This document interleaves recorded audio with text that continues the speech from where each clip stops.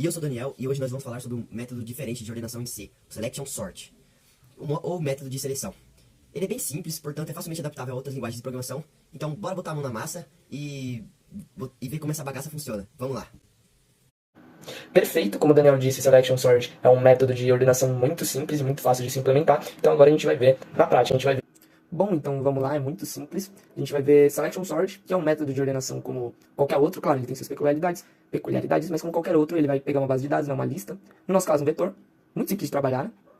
A gente vai ter um vetor com números em diferentes posições, desorganizados, e a gente vai organizar eles em ordem crescente ou decrescente, por exemplo. Vai mudar só a forma, a lógica básica, o sinal de maior ou menor, mas a gente tem que entender a lógica em si de como se faz esse método de ordenação, esse Selection Sort. Então, como eu disse, ele tem algumas peculiaridades, ele ordena como qualquer outro, mas ele faz isso de uma forma específica. Ele basicamente vai salvar a posição na memória do elemento. Então, por exemplo, o 8. Era o vetor de posição 0. Então, eu vou ter salvo numa variável lá 0. Vou comparar o 8 com 6, né, que é o vetor consecutivo aqui. Então, 6 é menor do que 8, como eu quero organizar na ordem crescente. 6 é menor que 8? Sim. Então, eu vou substituir a variável onde está salvo 0, né, que é a posição desse 8, por 1, que é a posição do 6. Vou comparar 6 com 2. 2 é menor que 6. Vou fazer o mesmo processo. E aqui, como é um vetor de posição 2, vai ficar salvo na variável 2. Vou comparar com 5. 5 não é menor do que 2, então eu mantenho o 2, que é a posição desse 2. Ficou redundante, mas a gente está tratando da posição. Depois a gente vai comparar o valor. Agora o valor. 1 é menor do que 2? Sim. Então aqui a posição dele vai ser sobrescrita em relação à posição desse aqui. E no final, isso tudo vai estar dentro de um for. No final, eu vou ter uma troca, eu vou trocar, né? Basicamente essas variáveis, o menor número com o número que já está na posição, nesse caso de vetor 0. Então eu vou trocar 1 com 8. E eu já vou ter o primeiro elemento ordenado, né? O primeiro que é o menor elemento possível. Então, muito simples. A gente vai replicar isso aqui, né, até o final do vetor, até a gente ter tudo ordenado, mas é a mesma lógica. Como eu disse, ele tem algumas peculiaridades, algumas vantagens e desvantagens.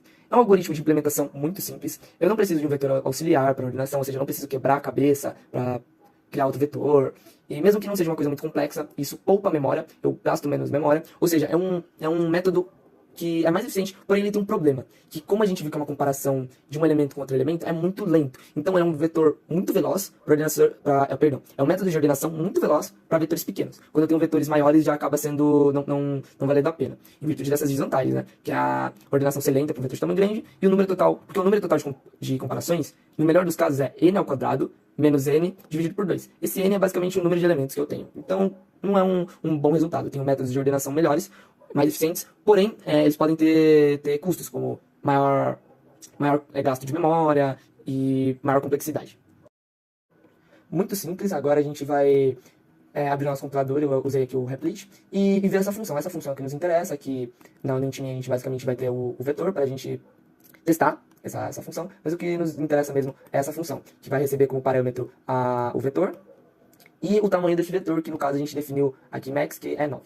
Então aqui a gente vai ter duas estruturas de repetição, como eu disse, né? Uma para percorrer o vetor e outra para comparar esse vetor. Então aqui a gente vai ter o min, que é onde eu vou guardar a posição do menor valor conforme eu for comparando, como eu disse. Então aqui a gente vai ter a comparação em si dos números. Então quando eu falava comparar 90 com 100, que eu falava no outro caso, comparar 2 com 5. Então é basicamente isso aqui, né? E daí eu vou alterar somente a posição, tá vendo que é a posição? Então eu vou guardar a posição, igualar aqui a posição do menor elemento, porque depois quando eu terminar esse for, né, porque isso aqui tá dentro do for, então eu vou executar esse for até o final do vetor. Quando eu encerrar o vetor, esse for vai se encerrar, e eu vou efetuar a troca, daí eu faço apenas uma troca do menor valor com o vetor da posição que eu quero.